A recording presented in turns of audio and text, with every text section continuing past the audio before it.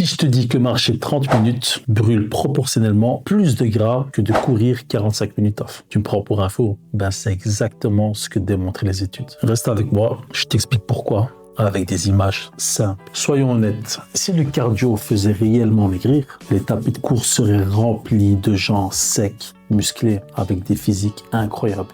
Pourtant, regardons pas ça, c'est exactement l'inverse. T'as des gens qui courent depuis des mois, pourtant toujours le petit ventre qui dépasse du t-shirt. C'est pas parce qu'ils sont nuls ou quoi, c'est tout simplement parce qu'on leur a vendu une fausse idée. Plus tu souffres, plus tu brûles du gras. Dans cette vidéo, on va arrêter tout ce qui est neurosciences et je vais t'expliquer, preuve à l'appui, pourquoi la marche, ce truc que tout le monde méprise et sous-estime, est en réalité l'arme dont tu as besoin pour sécher. Et pourquoi ton cardio intense risque même de te transformer en skinny fat. Et reste bien jusqu'au bout de la vidéo, parce qu'à la fin, je vais te donner le protocole exact comment perdre du gras sans clamser sur ton tapis. Alors pour comprendre l'erreur que font 99% des gens, il faut regarder sous le capot. Imagine un peu ton corps comme une voiture hybride avec deux réservoirs de carburant bien distincts. Le réservoir numéro 1, c'est le sucre. Considère ça un peu comme le nitro. Énergie explosive disponible tout de suite pour les efforts intenses. Le problème, c'est que c'est un petit réservoir. Le réservoir numéro 2, c'est le gras.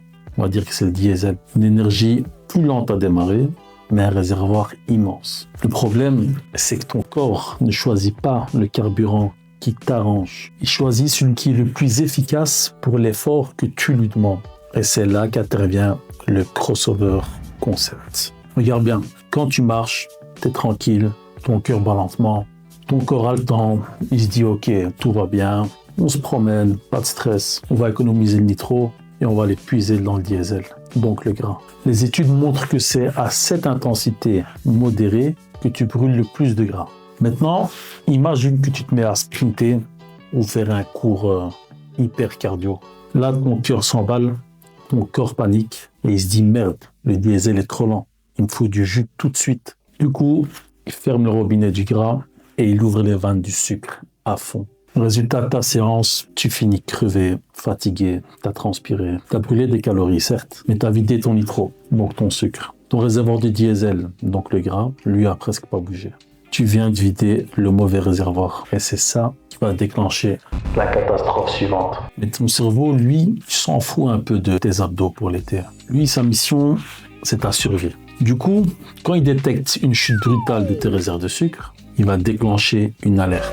Il va t'envoyer une armée d'hormones, dont la gréline. J'en ai déjà parlé, c'est l'hormone de la faim. Et là, il va pas te donner envie d'une petite salade ou quoi. Là, ton cerveau va te pousser vers des aliments denses, gras, sucrés, burgers, pizza, dessert. Lui, il veut juste remplir ton réservoir de nitro le plus vite possible.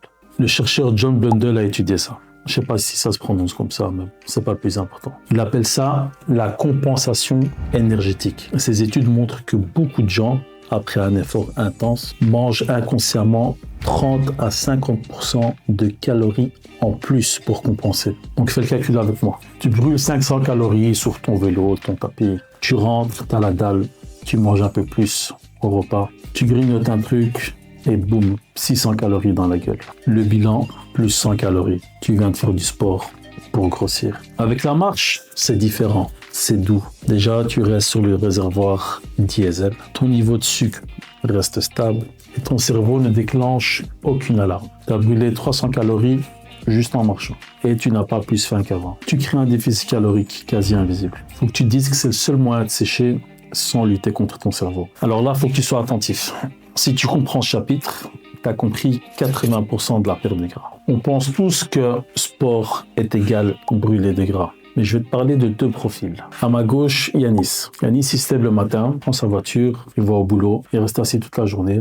Le soir, il va à la salle, une grosse séance, il court pendant 1 heure comme un taré sur son tapis. Il est trempé, il transpire, il est content. Il rentre, il tombe KO sur son canapé devant Netflix. À ma droite, on a Tommy. Tommy, il fait pas de sport, il fait pas de cardio. Mais lui, il va au boulot à pied, prend jamais l'ascenseur, prend tout le temps les escaliers. Il marche pendant qu'il est au téléphone. Bref, il bouge tout le temps, sans même s'en rendre compte. À ton avis, qui a brûlé le plus de calories à la fin de la journée? La logique te dira Yanis. La science, elle, te dira Tommy. Maintenant, tu te poses la question pourquoi? C'est ce qu'on appelle le NEAT.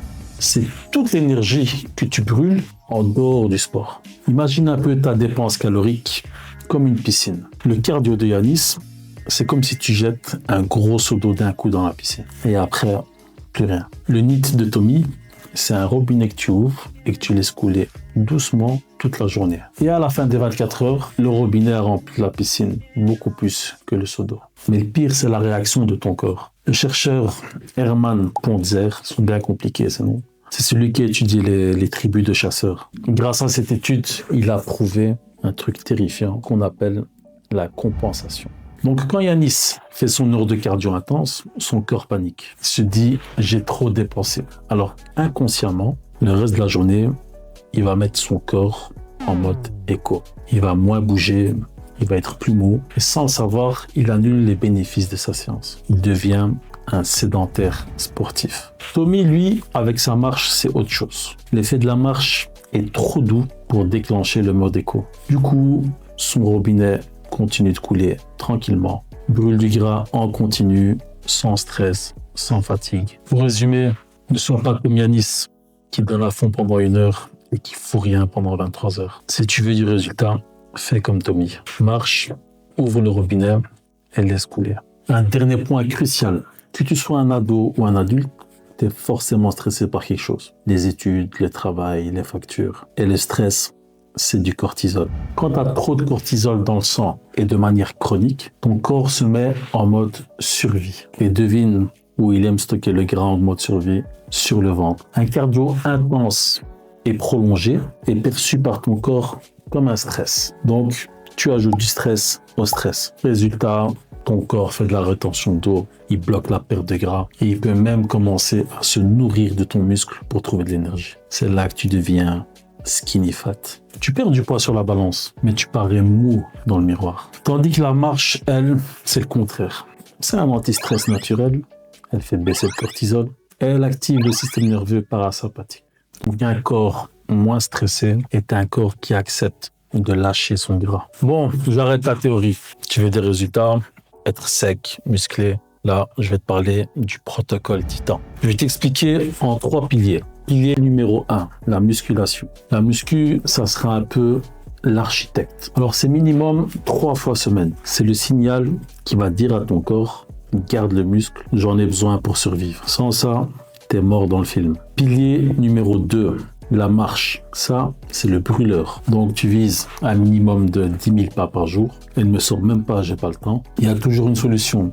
Tu vas travailler à pied. Si c'est trop loin, tu stationnes avant le boulot. Tu fais le reste à pied. Tu marches quand tu es au téléphone. Tu prends les escaliers. Tu oublies l'ascenseur, les escalators. Tu fais une petite marche en sortant du boulot. Bref, il y a toujours une solution. La marche, c'est kiffant. Et à la fin de ta semaine, tu auras brûlé pas mal de calories sans même t'en rendre compte. Pilier numéro 3, le cardio. Ça, c'est en bonus. Si tu aimes courir, si tu aimes la boxe comme moi par exemple, ou un autre sport intense, fais-le.